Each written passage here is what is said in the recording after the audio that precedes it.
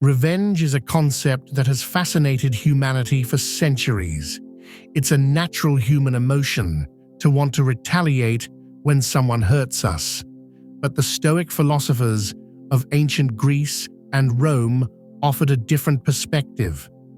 They believed that the best revenge is not to inflict harm in return, but to rise above the situation and become a better person. This video will explore the Stoic approach to dealing with those who hurt us, offering practical advice and philosophical insights that can help you transform pain into power. The Stoics, including figures like Seneca, Epictetus, and Marcus Aurelius, taught that our reactions to external events are within our control, even if the events themselves are not. This means that when someone hurts us, we have the power to choose how we respond. Instead of seeking vengeance, which often leads to more pain and suffering, we can choose to focus on our own growth and well-being. In this video, we'll delve into the Stoic principles that can guide us in dealing with hurt and betrayal. We'll explore how to cultivate inner strength, maintain emotional balance, and ultimately achieve a sense of peace and fulfillment that no act of revenge could ever provide. By the end of this journey, you'll have a deeper understanding of how to turn adversity into an opportunity for personal growth and how to live a life guided by reason, virtue, and wisdom. Number 1. The nature of hurt. Why people hurt us. Before we can understand how to respond to those who hurt us, it's important to explore why people hurt others in the first place. Human behavior is complex, and there are many reasons why someone might cause harm to another person. Sometimes it's intentional, driven by jealousy, anger, or a desire for power. Other times, it's unintentional, the result of ignorance, insecurity, or personal struggles. The Stoics believed that people who hurt others are often acting out of ignorance. They may not fully understand the consequences of their actions or may be blinded by their own emotions. According to Epictetus, any person capable of angering you becomes your master. This means that when we allow someone else's actions to control our emotions, we give them power over us. By recognizing that those who hurt us are often acting out of their own weaknesses, we can begin to detach ourselves from their behavior and focus on our own responses. It's also important to consider the role of perspective in how we perceive hurt. What one person considers a minor slight, another might see as a major betrayal. The Stoics taught that our perceptions shape our reality, and by changing the way we view a situation, we can change how it affects us. This doesn't mean that we should ignore or dismiss genuine harm, but rather that we should strive to see the bigger picture and understand the motivations behind the actions of others.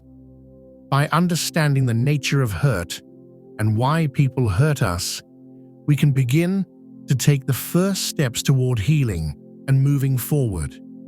Instead of dwelling on the pain, we can use it as an opportunity to learn more about ourselves and others and to develop greater empathy and compassion. Number 2. The Stoic concept of control. What we can and cannot change. One of the core principles of Stoic philosophy is the idea that some things are within our control, while others are not. According to Epictetus, some things are in our control and others not. Things in our control are opinion, pursuit, desire, aversion, and, in a word, whatever are our own actions. Things not in our control are body, property, reputation, command, and in one word, whatever are not our own actions. When someone hurts us, it's natural to feel a sense of helplessness and frustration. We may wish that we could change the past or control the actions of others. But the Stoics remind us that this is not possible. What we can control, however, is our own response. We can choose how we interpret the situation, how we feel about it, and what actions we take in response. This concept of control is incredibly empowering. It means that no matter what happens to us, we always have the ability to choose our own path. We can choose to let go of anger and resentment, to focus on our own growth, and to live in accordance with our values. By focusing on what we can control, we can free ourselves from the emotional turmoil that often accompanies hurt and betrayal. The Stoics also believed that by accepting the things we cannot change, we can achieve a sense of inner peace. This doesn't mean that we should passively accept harm or injustice, but rather that we should recognize the limits of our control and focus our energy on the things that truly matter. By doing so, we can cultivate a sense of resilience and strength that allows us to navigate life's challenges with grace and dignity. Number 3, the power of forgiveness. Letting go of resentment. Forgiveness is a central theme in Stoic philosophy, and it plays a crucial role in the process of healing and moving forward. The Stoics believed that holding on to anger and resentment only harms ourselves, not the person who hurt us. As Seneca wrote, "Anger, if not restrained, is frequently more hurtful to us than the injury that provokes it." Forgiveness doesn't mean that we condone or excuse the actions of others. It simply means that we choose to let go of the negative emotions that are holding us back. By forgiving those who hurt us, we free ourselves from the burden of resentment and open ourselves up to greater peace and happiness. The Stoics also believed that forgiveness is a form of self-care. When we hold on to anger, we are essentially allowing the person who hurt us to continue to have power over us. By letting go of that anger, we reclaim our own power and take control of our emotional well-being. Forgiveness is not about the other person. It's about us and our ability to move forward with our lives. Forgiveness can be a difficult process, especially when the hurt is deep. But the Stoics remind us that it is a necessary step on the path to healing. By practicing forgiveness, we can break free from the cycle of pain and resentment and create a brighter, more positive future for ourselves. Number 4, the role of virtue, living a life of integrity. The Stoics believed that the ultimate goal in life is to live in accordance with virtue. Virtue, in the Stoic sense, refers to qualities like wisdom, courage, justice, and self-discipline. When we live a virtuous life, we are able to navigate life's challenges with integrity and grace, regardless of the actions of others. When someone hurts us, it can be tempting to respond in kind, to seek revenge, or to act out of anger. But the Stoics remind us that true strength lies in maintaining our own integrity, even in the face of adversity. By choosing to act with virtue, we demonstrate our own moral strength and rise above the behavior of those who have hurt us. Living a virtuous life also means treating others with kindness and compassion, even when they have wronged us. This doesn't mean that we should allow ourselves to be mistreated, but rather that we should strive to act in a way that aligns with our values and principles. By doing so, we can create a sense of inner peace and fulfillment that no act of revenge could ever provide. The Stoics believe that by focusing on our own virtue, we can achieve a sense of eudaimonia, or flourishing. This is a state of well-being that comes from living a life of purpose and meaning, guided by reason and virtue. By striving to live a virtuous life, we can transform the pain of hurt and betrayal into an opportunity for growth and self-improvement. Number 5. The practice of detachment, freeing yourself from emotional pain. One of the most powerful tools in the Stoic arsenal is the practice of detachment. Detachment doesn't mean that we become indifferent or uncaring. Rather, it means that we learn to separate ourselves from the emotional turmoil that often accompanies hurt and betrayal. The Stoics believed that our emotions are largely the result of our own judgments and perceptions. When someone hurts us, it's not the event itself that causes us pain, but rather our interpretation of that event. By practicing detachment, we can learn to observe our emotions without being controlled by them. This allows us to respond to situations with clarity and reason, rather than being driven by anger or resentment. Detachment also involves recognizing the impermanence of all things. The Stoics believed that everything in life is transient, including our own emotions. By understanding that pain and suffering are temporary, we can begin to let go of the negative emotions that are holding us back. This doesn't mean that we should ignore or suppress our feelings, but rather that we should acknowledge them and then let them go. By practicing detachment, we can free ourselves from the emotional pain that often accompanies hurt and betrayal. This allows us to focus on our own growth and well-being, rather than being consumed by negative emotions. Detachment is a powerful tool that can help us navigate life's challenges with greater ease and resilience. Number 6. The importance of self-reflection, learning from adversity. Self-reflection is a key practice in Stoic philosophy, and it plays a crucial role in the process of healing and growth.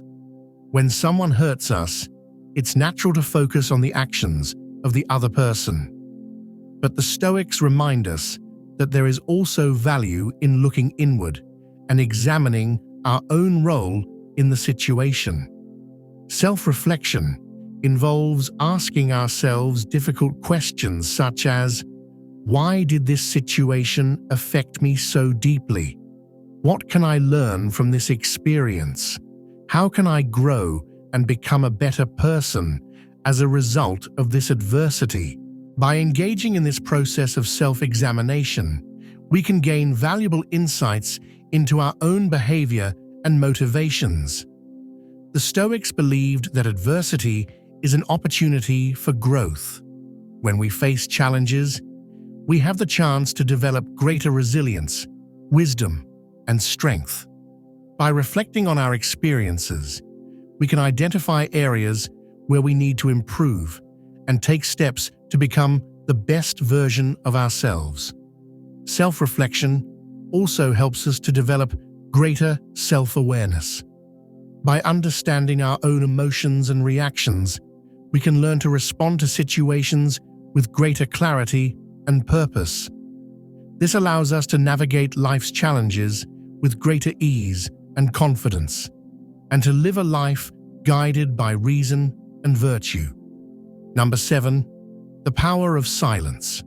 Why sometimes the best response is no response. In a world where we are constantly bombarded with information and stimuli, silence can be a powerful tool. The Stoics believed that sometimes the best response to hurt or betrayal is no response at all. By choosing to remain silent, we can avoid escalating the situation and maintain our own sense of peace and dignity. Silence is not a sign of weakness. Rather, it is a sign of strength. It takes great self-discipline to resist the urge to retaliate or to defend ourselves when we are hurt. But by choosing to remain silent, we demonstrate our own inner strength and resilience. We show that we are not controlled by the actions of others, but rather that we are guided by our own principles and values. silence also allows us to create space for reflection and healing. When we are hurt, it's natural to want to lash out or to seek revenge, but by choosing to remain silent, we give ourselves the opportunity to process our emotions and to respond in a way that aligns with our values. This allows us to move forward with greater clarity and purpose rather than being driven by anger or resentment. The Stoics believed that silence is a form of self-control.